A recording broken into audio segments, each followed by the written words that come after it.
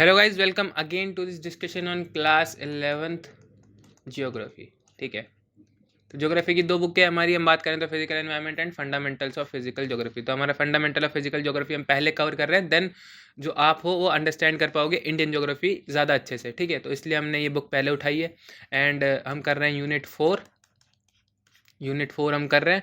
अब यूनिट 4 में 4 चैप्टर आ रहे हैं आपके, हैं 5 चैप्टर, लेकिन आपके सिलेबस में हम बात करें तो 4 चैप्टर है सिर्फ, चैप्टर 8, 9, 10, 11।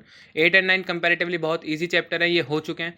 11 भी इजी चैप्टर है, इतना हार्ड नहीं है, बस 10 चैप्टर है थोड़ा सा हार्ड है। दैट्स वाई मैं आपको नोट्स भी प्रोवाइड करूँगा इसके साथ के साथ ही, इसलिए थोड़ा टाइम भी लगा। ठीक है, वरना तो टाइम नहीं लगता है इतना, तुरंत ही हम समझा देते हैं बाय डायग्रामेटिक अप्रोच।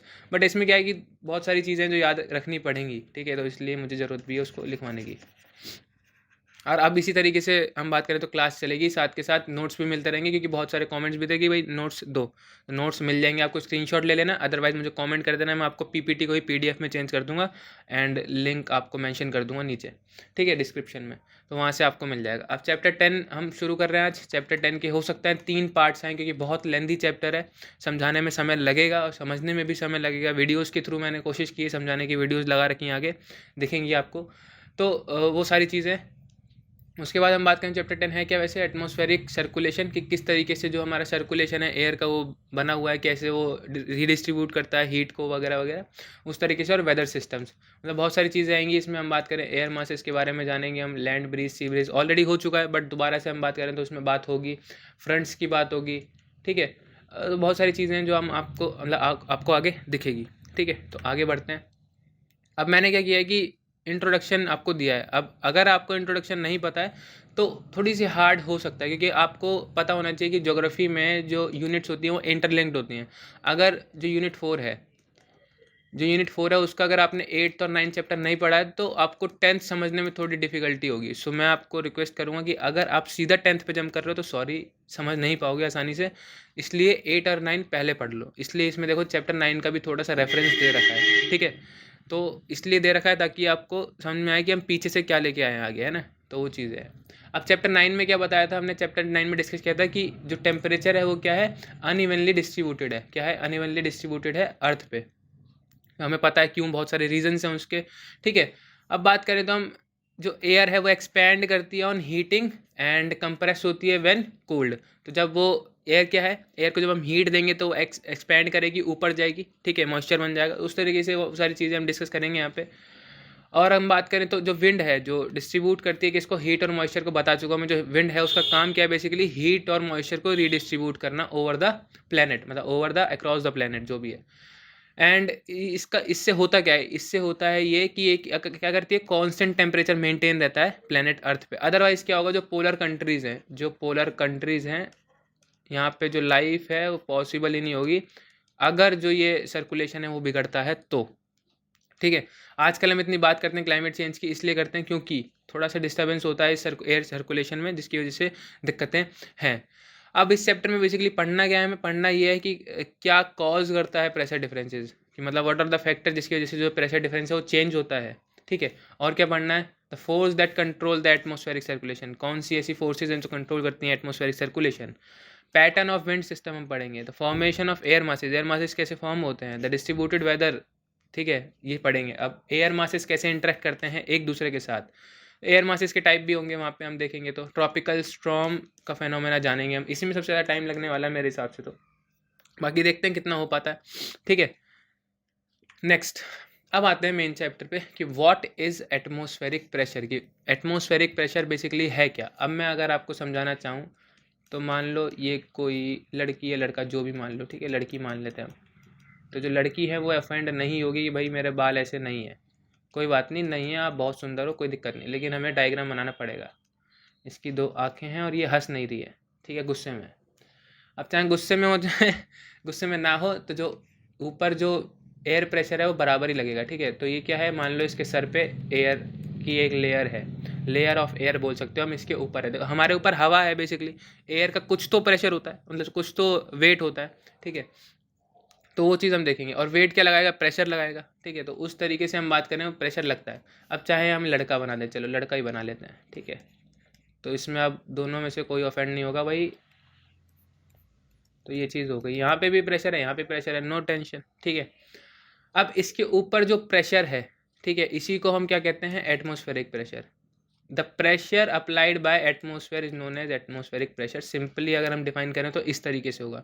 थोड़ा सा हम साइंटिफिक लैंग्वेज में चले जाएं तो क्या हो जाएगा, the weight of a column of air contained in a unit area from the mean sea level to the top of the atmosphere is called the atmospheric pressure. बोला वही है, ठीक है। जो वेट है एक कॉलम का, ये कॉलम ही तो है एक, ठीक है, the weight of a column of air content in unit area. Unit area मतलब हम बात करें तो 1 मीटर स्क्वायर या 1 सेंटीमीटर स्क्वायर, ठीक है। तो जिसमें भी मीटर स्क्वायर होता है, वैसे तो बेसिकली अगर हम यूनिट की बात करते हैं हमेशा कभी भी तो 1 मीटर स्क्वायर की अगर हम बात करेंगे तो उस तरीके से क्या होगा कि जो एयर होगी इतने एरिया के अंदर, कहाँ तक, टॉप ऑफ द एटमोसफेयर मतलब एग्जोस्फेयर तक, ठीक है। अब लेयर वाला कॉन्सेप्ट भी आ गया यहाँ पे, ठीक है।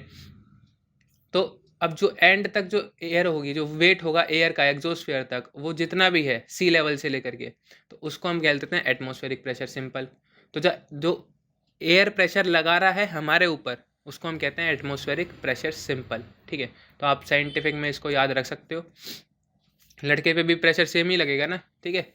अब बात आती है लेवल्स की। अब देखो सी लेवल पे जो प्रेशर है वो कितना है, हम बात करें तो प्रेशर इन मिली बार्स में हम प्रेशर नापते हैं, तो 1013.25 मिली बार्स। और टेम्परेचर क्या है यहाँ पे, 15.2, ठीक है। अब मैंने क्या, आपको नॉर्मली भी पता होगा कि जैसे जैसे हम ऊपर जाएंगे तो यहाँ 1 किलोमीटर ऊपर गया टेम्परेचर डिक्रीज हो गया, फिर ऊपर जाएंगे फिर टेम्परेचर डिक्रीज होगा, फिर टेम्परेचर डिक्रीज होगा। तो whenever we go up temperature decreases, ठीक है। ये चीज़ याद रखनी है, पिछले चैप्टर में पढ़ी थी हमने। अब बात करते हैं हम, देखो अब सी लेवल मान लो 0 किलोमीटर। अब 0 किलोमीटर से 1 किलोमीटर में 1 किलोमीटर का गैप है। 1 किलोमीटर में के गैप में हम बात करें तो करीबन 115 मिली बार डिक्रीज हो रहा है, ठीक है। अब देखो मैं बता रहा हूँ आपको, 1 किलोमीटर का गैप है स्टार्टिंग में और इन दोनों को माइनस करेंगे तो आएगा 115 मिली बार, अप्रॉक्सीमेटली बता रहा हूँ मैं। 113 या 112 या 114 कुछ भी हो सकता है, अब मैं अप्रॉक्सीमेटली, ठीक है। कहीं मेरी जान का लो कमेंट में कि भाई नहीं ऐसा नहीं है, ठीक है। अब इन दोनों के बीच में गैप कितना है, 4 किलोमीटर का, ठीक है। तो 4 किलोमीटर का गैप है और इन दोनों में गैप कितना है, अप्रॉक्सीमेटली 350 है ना, 350 मिली बार। अब देखो 1 किलोमीटर में 115 होना चाहिए, तो अगर हम बात करें 4 किलोमीटर में कितना होना चाहिए, तो उस तरीके से अगर हम मेज़र करेंगे तो 460 होना चाहिए, बट हो कितना रहा है, 350, ठीक है। तो ये चीज़ मैं आपको बताना चाहता हूँ, ये चीज़ लिख करके कि क्या होता है कि जो प्रेशर है वो उस तरीके से घटता नहीं, मतलब कांस्टेंट तरीके से नहीं घटता है, ठीक है। समझ में आ रहा है क्या कह रहा हूँ मैं, कि जो टेम्परेचर नहीं, सॉरी, प्रेशर जो है वो क्या है, कांस्टेंट तरीके से नहीं घटता। जैसे यहाँ पे स्टार्टिंग में क्या कर रहा है, ज़्यादा हो रहा है, क्योंकि जो एयर है वो क्या है, ट्रोपोस्फियर में डेंस है, ठीक है। मैंने उस लेयर वाले चैप्टर में बताया था कि जो ट्रोपोस्फियर है वहाँ पे एयर ज़्यादा है, तो इसलिए जो 1 किलोमीटर का एरिया है वहाँ पे जो प्रेशर लगेगा, मतलब जो वहाँ पे वेट होगा एयर का वो ज़्यादा होगा, दैट्स वाई जो प्रेशर होगा एट द सरफेस वो क्या होगा, ज़्यादा होगा। जैसे ही हम 1 किलोमीटर ऊपर जाएंगे प्रेशर क्या होगा, कम हो जाएगा। और अब देखो 10 किलोमीटर ऊपर जाएंगे तो प्रेशर क्या हो जाएगा, देखो और कम, ठीक है। तो उस तरीके से हम इसको देखेंगे तो हम बोल सकते हैं कि जो वर्टिकल वेरिएशन है वो क्या है, हम बात करें तो एब्सोल्यूट नहीं है, मतलब बिल्कुल कांस्टेंट नहीं है कि भाई 1 किलोमीटर पे हम मेज़र कर सकते हैं कितना कम होगा, मेज़र नहीं कर सकते हम, डिपेंड करता है वेट ऑफ द एयर पे, ठीक है, कि कितनी डेंस एयर है कहाँ पर। समझ में आ रहा है, ठीक है जी। नेक्स्ट बढ़ते हैं आगे, ठीक है। अब जो वर्टिकल प्रेशर ग्रेडियंट फोर्स है, अब देखो ग्रेडियंट फोर्स क्या होता है मैं आपको भी समझाऊंगा थोड़ी देर में, ठीक है। आगे आएगा अभी टॉपिक इसका दोबारा से। तो vertical pressure gradient force is much larger than that of the horizontal pressure gradient force, but it is generally balance bye nearly equal opposite. अब देखो वर्टिकल ग्रेडियंट फोर्स मतलब ये वाली फोर्स, ऊपर वाली, ठीक है। लेकिन हम बात करें तो नीचे ग्रेविटेशनल फोर्स भी तो लग रही है। विंड क्या है, वो ऊपर की तरफ चलती, if there was no gravity, अगर यहाँ पे हमारे अर्थ पे जो है ग्रेविटी ना होती, बट हम खुशनसीब हैं जो हमारे अर्थ पे क्या है, ग्रेविटी है। दैट्स वाई जो ये फोर्स है वो कैंसिल आउट हो जाती है ग्रेविटेशन की वजह से, और जो डायरेक्शन है विंड की वो क्या हो जाती है, हॉरिजॉन्टल, क्या हो जाती है, हॉरिजॉन्टल हो जाती है। समझ में आ रहा है, ठीक है, समझ में आ रहा है, बहुत अच्छी बात है, ठीक है। तो इसलिए हमें कोई स्ट्रॉन्ग अपवर्ड फोर्स नहीं दिखती है, मतलब हम नीचे से ऊपर नहीं उठते हैं बिकॉज ऑफ द ग्रेविटी, ठीक है। तो ये जो फोर्स है वो कैंसिल आउट हो जाती है बाय द ग्रेविटेशनल फोर्स, ठीक है। चलिए जी आगे बढ़ते हैं। अब बात आती है हॉरिजॉन्टल डिस्ट्रीब्यूशन ऑफ प्रेशर की, ठीक है। हॉरिजॉन्टल डिस्ट्रीब्यूशन, अभी वर्टिकल पढ़ा था, पढ़ेंगे हॉरिजॉन्टल।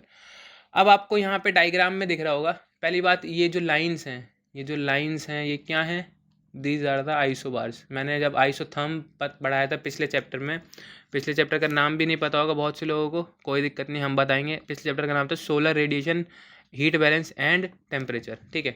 तो उसमें मैंने बताया था आपको isotherm, isotherm are the line joining the same temperature, and isobars, isobars are the line joining the connecting places having equal pressure, ठीक है। तो इक्वल प्रेशर के एरिया को जो कनेक्ट करती हैं लाइंस, उसको हम आइसोबार्स कहते हैं। याद रखना, डेफिनेशन लिखी हुई है कॉपी में, कोई दिक्कत नहीं होगी उसमें, ठीक है। अब देखो, आपको दिख रही है यहाँ पे जितने भी एरिया होंगे इस लाइन के आसपास, वहाँ पे जो टेम्परेचर होगा वो क्या, प्रेशर होगा वो कितना होगा, 1018 मिलीबार, 1018 मिलीबार्स। अब देखो दिख रहा होगा आपको, ये क्या है, प्रेशर, मतलब यहाँ पे क्या है, लो है। अब जितने भी लो वाले प्रेशर हैं उनको क्या कर रखा है, हाई प्रेशर वाले ने अपने आसपास सराउंड कर रखा है। तो ये इस तरीके से पैटर्न फॉलो होता है, ठीक है। इस तरीके से क्या होता है, पैटर्न फॉलो होता है। तो low pressure system is enclose by one और more isobars with the lowest pressure in the centre, और हाई प्रेशर सिस्टम क्या होंगे, एनक्लोज होंगे by more isobar with the highest pressure. अब देखो होगा क्या, यहाँ पे क्या है, लो है, इसको किसी न किसी हाई प्रेशर वाले ने एनक्लोज कर रखा, मतलब उसके अंदर होगा, समझ में आ रहा है इतना, ठीक है। तो इस तरीके से जो है डिस्ट्रीब्यूशन चलता है, अंदर लो बाहर हाई। तो ये है वर्ल्ड डिस्ट्रीब्यूशन, वर्ल्ड नहीं, horizontal distribution of pressure. Next अब आता है world distribution of sea level pressure, ठीक है। World distribution of sea level pressure, हो सकता है मुझे पीपीटी बनाते टाइम ये कलर चेंज कर देना चाहिए था, बट कोई बात नहीं, हम बता देंगे कौन सी हेडिंग है और कौन सा मटेरियल है ना। अब थोड़ा कलर चेंज कर लेते हैं, इस पे आ जाते हैं। तो नियर द इक्वेटर, मतलब इक्वेटर, ये तो दिख ही नहीं रहा, एक सेकेंड, रेडी ले लेते हैं। तो नियर द इक्वेटर, अब इक्वेटर के पास की अगर हम बात करें, तो जो सी लेवल प्रेशर है वो लो होता है, and the area is known as equatorial low. मैं बताऊंगा क्यों होता है लो बेसिकली, ठीक है। अब चलो सुन ही लो फिर, ठीक है। जैसे ये अर्थ है, ठीक है, अब ये क्या है, इक्वेटर है, 0 डिग्री, ठीक है, 0 डिग्री इक्वेटर है। अब जो हीटिंग है वो सबसे ज़्यादा इक्वेटर पे होती है, मैंने बताया था, इक्वेटर पे हीटिंग सबसे ज़्यादा होती है ना, heating is high at equator, equator पे हीटिंग ज़्यादा होती है। अब हीटिंग ज़्यादा होगी तो मैंने अभी इंट्रोडक्शन में बताया था कि एयर एक्सपैंड करती है हीट होने पे, एयर जब एक्सपैंड करेगी हीट होने पे तो वो कहीं ऊपर चली जाएगी इस जगह पे, तो जो प्रेशर है यहाँ पे वो क्या हो जाएगा, अपने आप कम हो जाएगा। सो प्रेशर क्या हो जाएगा, कम हो जाएगा, ठीक है, और टेम्परेचर हाई हो जाएगा। जहाँ भी टेम्परेचर हाई होता है प्रेशर कम होता है, because they are inversely proportional to each other, ठीक है। ये चीज़ याद रखना, जहाँ पे प्रेशर हाई होगा वहाँ पे जो टेम्परेचर है वो कम होगा, ठीक है, हमेशा चीज़ याद रखना। क्योंकि एयर क्या होती है, एक्सपैंड करती है हीटिंग पे, तो वो ऊपर चली जाएगी तो नीचे प्रेशर बचेगा ही नहीं, और जब ठंडी होगी तो वो नीचे हो जाएगी, कंडेंस करेगी, देन जो प्रेशर है वो अपने आप बढ़ जाएगा, ठीक है। तो इक्वेटर पे क्या होता है, सी लेवल प्रेशर बहुत कम होता है, इसलिए हम इसको बोलते हैं इक्वेटोरियल लो। मैंने शायद डायग्राम भी आपको लगा रखा है, ठीक है, एक सेकंड में दिखाता हूँ। देखो अब ये क्या है, इक्वेटर है, इक्वेटर पे क्या होगा, ये क्या है, हम बात करें तो इक्वेटोरियल लो बोलते हैं इसे, ठीक है, इक्वेटोरियल लो। अब यहाँ पे क्या हो जाएगा, हाई हो जाएगा। अभी सबके नाम पढ़ेंगे हम, आपको टेंशन मत लो, ठीक है। तो ये भी डायग्राम जो है इंपॉर्टेंट है, बहुत ज़्यादा इंपॉर्टेंट डायग्राम है आपका इस चैप्टर से, ठीक है। हो सकता है इस पर क्वेश्चन बन जाए सब्जेक्टिव में। तो अभी इस पे आते हैं, इसको ही करने में मेरे हिसाब से आधी वीडियो लग जाएगी, ठीक है। तो इसलिए समय पे करेंगे सब कुछ। अब बात करें हम, along 30 degree north and 30 degree south are found the high pressure area. वहाँ पे हाई प्रेशर होता है, क्यों होता है सब बताऊंगा, टेंशन मत लेना। जब पढ़ेंगे ना हम जनरल कैरेक्टरिस्टिक्स ऑफ, मतलब जनरल सर्कुलेशन वाला टॉपिक, तब हम उसको भी क्लियर करेंगे, ठीक है, कि क्यों हाई प्रेशर होता है। तो इसको हम कहते हैं सब ट्रॉपिकल हाई। अब वो एरिया को क्या बोलते हैं हम, सब ट्रॉपिक्स, बट वहाँ पे प्रेशर क्या होता है, हाई होता है, इसलिए हम उसको बोलते हैं सब ट्रॉपिकल हाई। अगर हम और जाएंगे पोल की तरफ, ठीक है, तो 60 डिग्री नॉर्थ और 60 डिग्री साउथ पे जो लो प्रेशर बेल्ट होती है उसको हम कहते हैं क्या, पोलार लोज। क्या बोलते हैं, पोलार लोज, ठीक है। अब बात करते हैं हम यहाँ पे, अब near the pole the pressure is high. अब पोल्स के पास क्या होगा, प्रेशर हाई होगा, इसके लिए हम उसको बोलते हैं पोलार हाई, ठीक है। अभी 60 डिग्री नॉर्थ और 60 डिग्री साउथ के पास है पोलार लो, बट हम बात करें अगर पोल्स की, नॉर्थ पोल और साउथ पोल की, तो वहाँ पे क्या होता है, प्रेशर हाई होता है, दैट्स वाई इसको हम क्या बोलते हैं, पोलर हाई। सिंपल है, ठीक है जी, आगे बढ़े।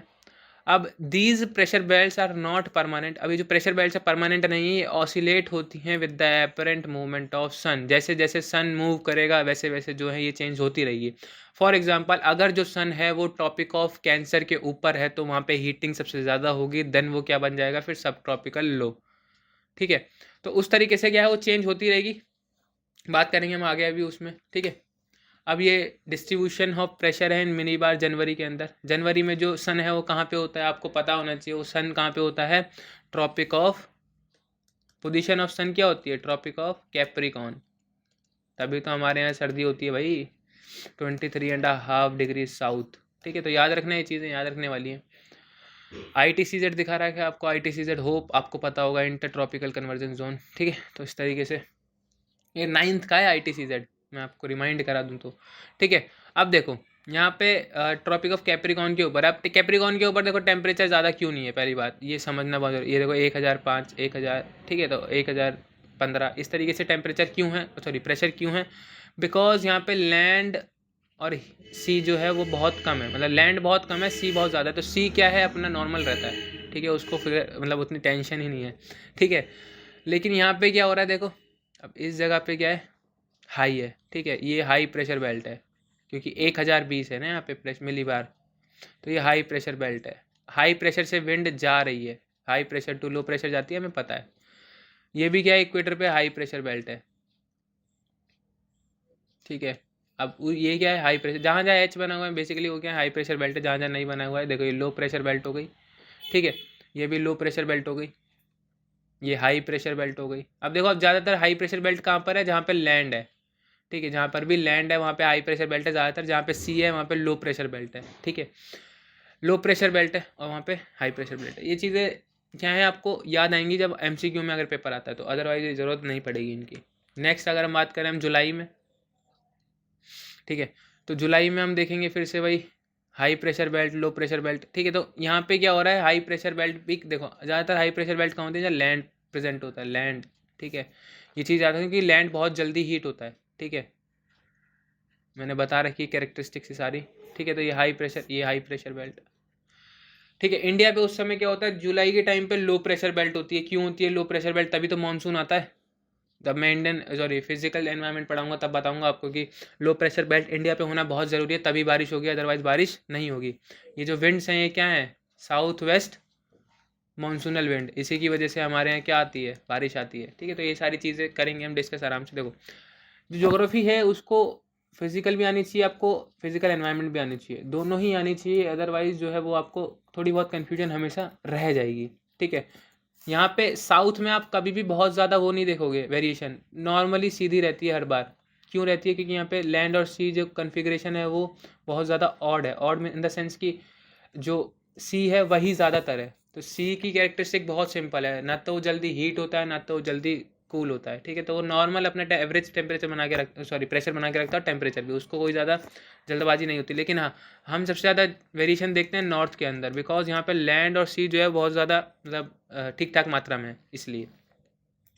नेक्स्ट, अब फोर्स जो अफेक्ट करती है किसको, डायरेक्शन ऑफ विंड को, तो ये चीज़ आपको याद रखनी है, force that affects the velocity and direction of wind. कौन कौन सी फोर्सेज है, तो horizontal wind near the earth surface respond to the combined effect of 3 forces. So there are 3 forces जो अफेक्ट करती हैं हॉरिजॉन्टल विंड को। ठीक है, याद रखनी है चीज़ें, अफेक्ट करती हैं किसको, विंड्स को, मतलब डायरेक्शन ऑफ विंड्स को। ठीक है, अब द प्रेशर ग्रेडियंट फोर्स पहली, दूसरी फ्रिक्शनल फोर्स एंड तीसरी द कोरियोलिस फोर्स। ठीक है, ये चीज़ याद रखनी है, पहली कौन सी है, प्रेशर ग्रेडियंट, दूसरी frictional and third sorry Coriolis force. ठीक है, अब इनके अलावा भी फोर्सेज हैं, in addition there is gravitational force also. ठीक है, जैसे कि मैंने बताया था ग्रेविटेशनल फोर्स क्या है, वर्टिकल ग्रेडियंट फोर्स को कैंसिल करती है।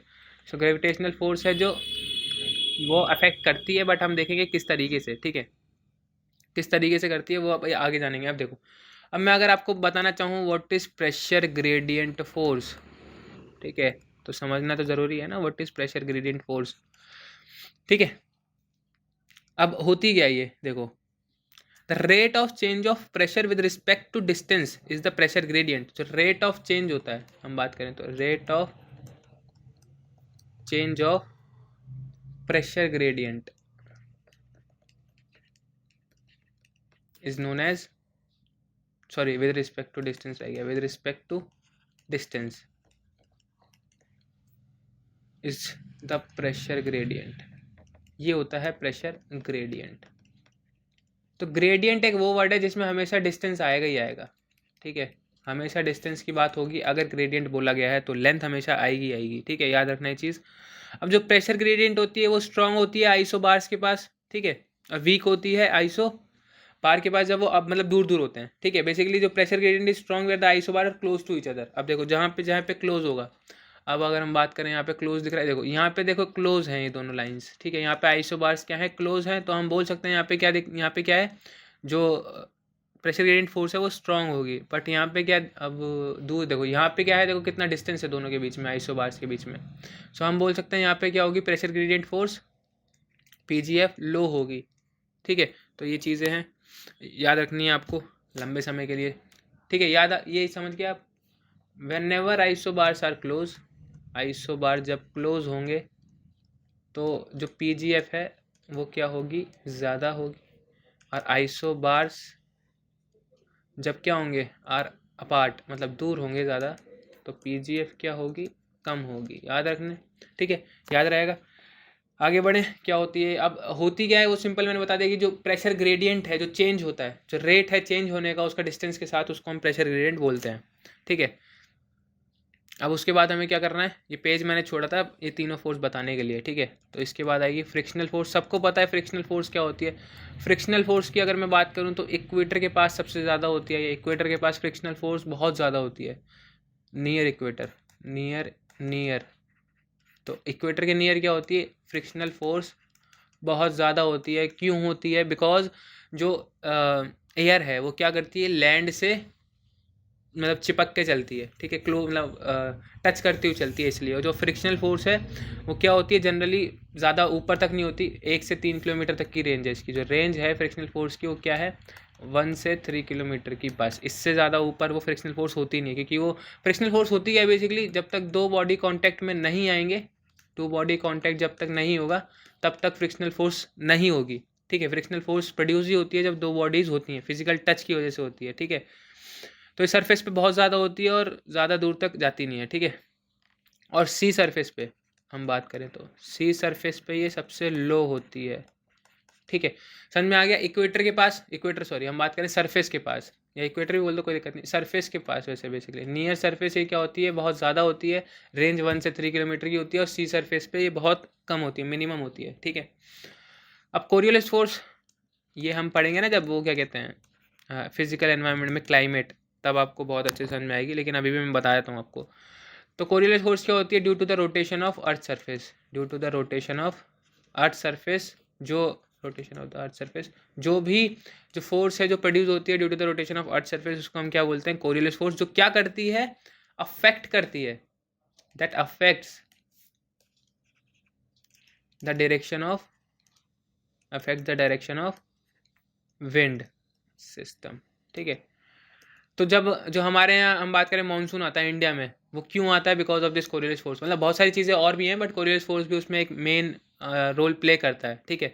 अदरवाइज जो है वो नहीं आएगा। और ये किसने डिस्क्राइब की थी, एक फ्रेंच फिजिस्ट थे, ठीक है, उनके नाम पे ये है, ठीक है। फ्रेंच फिजिस्ट थे, इन्होंने 1844 में इसे डिस्क्राइब किया था। अब ये होता क्या है, कोरियोलिस फोर्स का एक इंपॉर्टेंट क्वेश्चन बन सकता है, यहाँ पे लिख देता हूँ मैं, कि नॉर्थ हेमिस्फेयर में और साउथ हेमिस्फेयर में। तो जो नॉर्थ हेमिस्फेयर है वहाँ पर जो विंड है वो कहाँ पर डिफ्लेक्ट होगी, राइट डायरेक्शन में। अभी समझाता हूँ मैं डायग्राम से, है ना। और साउथ में लेफ्ट डायरेक्शन में, ठीक है, याद रखना। अब जरा हम छोटा सा ये डायग्राम बना लेते हैं अर्थ का, ठीक है। ये हो गया हमारा इक्वेटर, ये हो गया हमारा ट्रॉपिक ऑफ कैप्रिकॉन, ये हो गया कैंसर, ठीक है। अब जो विंड है वो कुछ इस तरीके से जा रही है, मान कह लो जा रही है सिर्फ, ठीक है। अब ये क्या होगा, ये क्या होगी, कोरियोलिस फोर्स की वजह से जैसे ही इक्वेटर पास करेगी, इक्वेटर के पास करते हैं इनकी डायरेक्शन क्या हो जाएगी, कुछ इस तरीके से हो जाएगी। तो जो ये जो साउथ ईस्ट विंड है, अभी इनका नाम क्या है, साउथ ईस्ट, बिकॉज ये साउथ से और ईस्ट से जा रहे हैं। ईस्ट है, ये वेस्ट है, ये साउथ है, ये नॉर्थ है। तो अभी क्या है, साउथ ईस्ट से जा रहे हैं और ये बाद में क्या बन जाएंगी, south west wind. South west monsoon इन्हीं विंड्स की वजह से आता है हमारे यहाँ पे, ठीक है। तो डायरेक्शन चेंज हो रही है, नॉर्थ में जाते ही देखो राइट वर्ड डिफ्लेक्शन हो गया।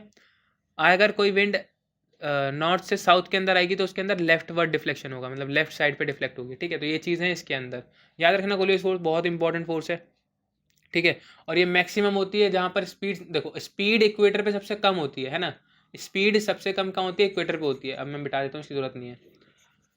अब स्पीड की बात करें, सबसे ज़्यादा कहाँ होती है, पोल्स पे, और सबसे कम होती है इक्वेटर पे।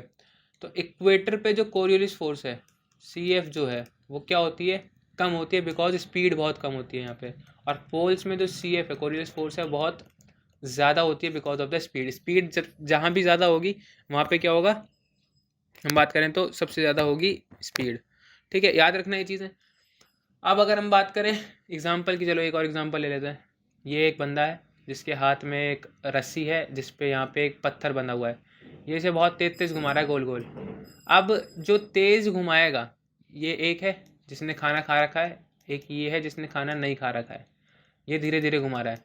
तो जो तेज़ घुमा रहा है उसका पत्थर तेज़ जाएगा, बहुत दूर तक जाएगा, और जो धीरे घुमा रहा है उसका धीरे जाएगा। वही सेम चीज़ है, जिसकी स्पीड ज़्यादा, पोल्स पे स्पीड ज़्यादा होती है अर्थ की रोटेशन की, यहाँ पे फोर्स ज़्यादा होगी, यहाँ पे कम होगी। सिंपल सा लॉजिक है, ठीक है। नेक्स्ट बढ़े आगे, ठीक है। तीनों फोर्स समझ में आ गई, तीनों फोर्सेस समझ में आ गई होंगी मेरे हिसाब से तो, है ना। ठीक है जी, आगे बढ़े। एक चीज़ रह गई, सॉरी, इसे मिटाना पड़ेगा मुझे उसके लिए, ठीक है। मैं मिटा देता हूँ इसे, स्क्रीनशॉट लेना तो ले लो। 1 2 3 4 5, ठीक है। मैं मिटा रहा हूँ इसे, एक सेकेंड, ठीक है, मिटा दिया। अब देखो होता क्या है कि जो ये कोरियोलिस फोर्स है, जो कोरियोलिस फोर्स है, जो कोरियोलिस फोर्स है, ये क्या करती है, परपेंडिकुलरली होती है, किसके किसके परपेंडिकुलर काम करती है, प्रेशर ग्रेडियंट फोर्स के। मान लो ये कोरियोलिस फोर्स है, तो ये क्या होगी, प्रेशर ग्रेडियंट फोर्स होगी, ठीक है। और ये क्या होगी, कोरियोलिस फोर्स, ठीक है।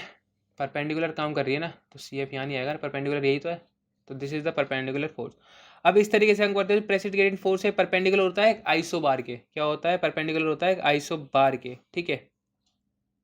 शायद मैंने गलत बना दिया, एक सेकेंड,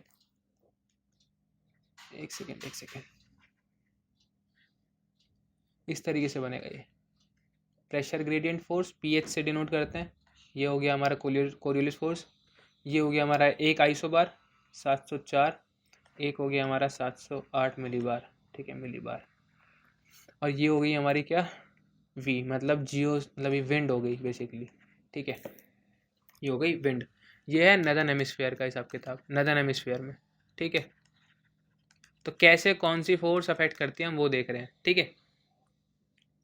अब यहाँ पे हमने क्या करा है, फ्रिक्शन को नहीं माना है, फ्रिक्शन हमने नहीं मानी, यहाँ पे फ्रिक्शन को कंसिडर ही नहीं किया हमने, फ्रिक्शन को छोड़ दिया, ठीक है, क्योंकि वो होती नहीं है ना, सरफेस पे ही होती है सिर्फ, उसके बाद तो नेग्लिजिबल होती है, इसलिए हमने फ्रिक्शन को नहीं माना है। अब प्रेशर ग्रेडियंट फोर्स क्या है, कोरियोलिस फोर्स को काट दे रही है, क्योंकि दोनों क्या हैं, बराबर हो जाती हैं। अब उसके बाद क्या होगी, जो विंड होगी वो क्या करेगी, सिंपल अपनी डायरेक्शन फ्लो करेगी। इस चक्कर में क्या होता है कि जो डायरेक्शन है वो डिपेंड करती है ग्रेडियंट पर और कोरियोलिस फोर्स पे। अगर कोरियोलिस फोर्स ज़्यादा हो जाएगी तो जो विंड है, अगर ये ज़्यादा हो जाएगी, मान लो ये ज़्यादा हो गई, तो जो विंड है वो कुछ इस तरीके से चली जाएगी, और मान लो ये ज़्यादा होगी तो विंड क्या हो जाएगी, कुछ इस तरीके से हो जाएगी ऊपर की तरफ। तो ये डिपेंड करता है किस पे, प्रेशर ग्रेडियंट फोर्स पे और कोरियोलिस फोर्स पे, ठीक है। फ्रिक्शनल फोर्स को हमने यहाँ पे नेगलेक्ट कर दिया, ठीक है, याद रखना ये चीज़ें। अब मैं इसको पढ़ के बता देता हूँ। तो जो वेलोसिटी है और जो डायरेक्शन है विंड की, वो क्या होता है, रिजल्ट होता है किसका, विंड जनरेटिंग फोर्सेस का, जो हमने अभी देखी थी, ठीक है। तो हमने फ्रिक्शन का इफेक्ट तो यहाँ पे माना ही नहीं है, ठीक है। हमने कंट्रोल किया है किससे, प्रेशर ग्रेडियंट फोर्स से और कोरियोलिस फोर्स से। अब जब आइसोबार्स क्या होंगे, स्ट्रेट होंगे, हमने स्ट्रेट ही तो माने हैं, लेकिन हमने देखा था अभी पीछे डायग्राम में कि जो आइसोबार्स हैं वो इतने स्ट्रेट नहीं होते हैं। देखो ये स्ट्रेट है क्या, किसी भी एंगल से नहीं है ना, लेकिन हमने आइसोबार्स को स्ट्रेट मान रखा है यहाँ पे, ठीक है। हमने आइसोबार्स को क्या मान रखा है, स्ट्रेट मान रखा है, इसलिए हमने इस तरीके से इसको दिखाया है, ठीक है। और यहाँ पे कोई फ्रिक्शन नहीं है, तो प्रेशर ग्रेडियंट फोर्स क्या होगी, बैलेंस आउट हो जाएगी किससे, कोरियोलिस फोर्स से, और जो रिजल्टेंट विंड है वो पैरेलल होगी किसके, आइसोबार के, पैरेलल होगी किसके, आइसोबार के, ठीक है। तो ये होता है हमारा क्या, विंड की डायरेक्शन को पता लगाने के लिए, ठीक है। क्लियर हो गया, चलिए जी आगे बढ़े। तो यार ये तो मैंने बता दिया अभी, कोई बात नहीं। The pressure and direction of the wind are the net result of the wind generating forces, जो कि हमारी हमने बता दिया था आपको, pressure gradient and Coriolis force. यहाँ पे हमने अपर एटमोसफेयर में क्या होता है कि फ्रिक्शनल इफेक्ट नहीं होता है, ठीक है। और ये कंट्रोल होती है बेसिकली प्रेशर ग्रेडियंट से और कोरियोलिस फोर्स से। यहाँ पे देखिए नॉर्थ हेमिस्फीयर में इस तरीके से होता है, साउथ में कुछ इस तरीके से होता है। दोनों ही जगह क्या होती हैं, दोनों कट जाती हैं आपस में, जो विंड है वो क्या होती है, पैरेलल चलती है किसके, आइसोबार्स के। सिंपल है, नो रॉकेट साइंस अभी तक। आगे बढ़ते हैं। अब देखेंगे हम क्या, द विंड सर्कुलेशन। अब देखो ये आपको दिख जाएगा यहाँ पे, pressure system, pressure condition at the centre, ये किसके लिए आया है, साइक्लोनिक सर्कुलेशन के लिए, ठीक है, साइक्लोनिक सर्कुलेशन के लिए पूछ सकता है, ठीक है। जो पैटर्न है किसका, pattern of wind direction in cyclones and anti cyclones, ठीक है, साइक्लोन्स एंड एंटी साइक्लोन्स।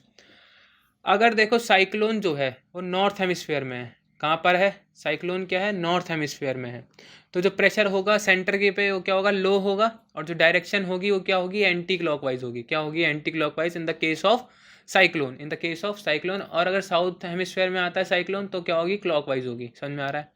अब एक चीज़ होती है एंटी साइक्लोन, ठीक है। एंटी साइक्लोन में क्या होता है, जो प्रेशर कंडीशन होती है वो हाई होती है सेंटर में, सेंटर में हाई होगी और आसपास क्या होगा, लो होगा।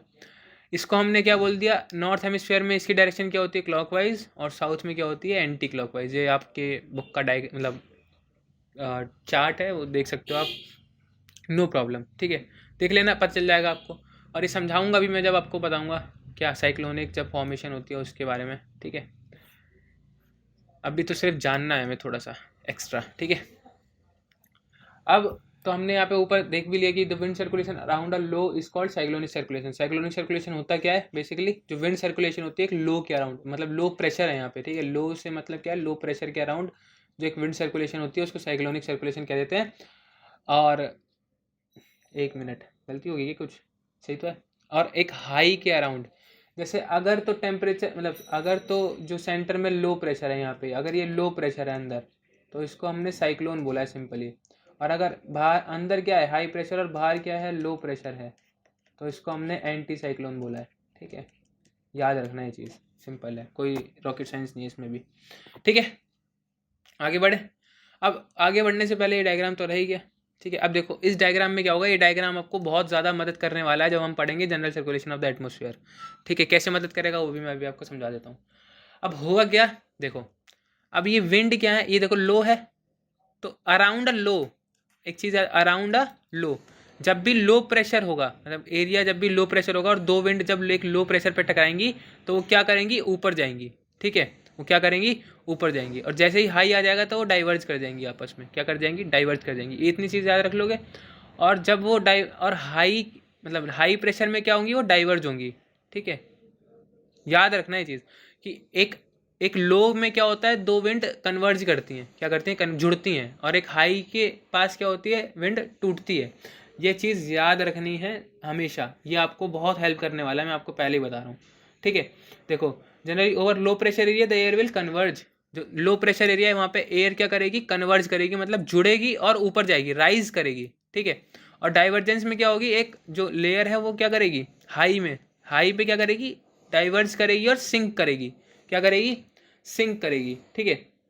ना कि सब साइड बोल लो, सिंक बोल लो, कुछ भी बोल लो, वो क्या करेगी, टूटेगी और नीचे की तरफ जाए। तो ये चीज़ याद रखनी है कि लो पे क्या होता है, दो जो एयर है वो जुड़ती है, कन्वर्ज करती है और ऊपर की तरफ जाती है। समझ में आ रहा है या नहीं आ रहा है, आ ही रहा होगा, ठीक है। अब बात आएगी किसकी, general circulation of the atmosphere की, जो कि हम अगली क्लास में कर पाएंगे। अभी के लिए बहुत हो गया ना, 15-20 मिनट और लग जाएंगे, तो वीडियो जो होगी वो आपकी हो जाएगी, फिर चेक करने दो मुझे, 15 मिनट और जोड़ दिए तो 50 मिनट की, तो सॉरी फॉर दैट। अब मेरे को बता देना अपना जो भी हिसाब किताब हो, हिसाब किताब इन द सेंस कि आपको नोट्स कैसे चाहिए, पीडीएफ फॉर्म में चाहिए, आप स्क्रीनशॉट से काम चलाओगे। स्क्रीनशॉट का फ़ायदा ये है कि जो मैंने लिखा है वो आप देख सकते हो, अदरवाइज इतना ही मिल पाएगा, ठीक है। So thank you for watching till here and bye bye. और अगली क्लास बहुत इंपॉर्टेंट होने वाली है, बहुत ज़्यादा, ठीक है। तो प्लीज़ रहना, इसमें हम जनरल सर्कुलेशन पढ़ेंगे, विंड्स के बारे में पढ़ेंगे, और लैंड एंड सी ब्रीज पढ़ेंगे, mountain and wind valley winds पढ़ेंगे, ठीक है। तो फ्रंट्स वगैरह हम कंप्लीट कर लेंगे अगली वीडियो में, एंड जो लास्ट वीडियो होगी उसमें पढ़ेंगे हम एक्स्ट्रा ट्रॉपिकल साइक्लोन और ट्रॉपिकल साइक्लोन्स, ठीक है। सो तब तक के लिए tata, bye bye, and have a great day या नाइट, जो भी आप देख रहे हो, ठीक है। So bye.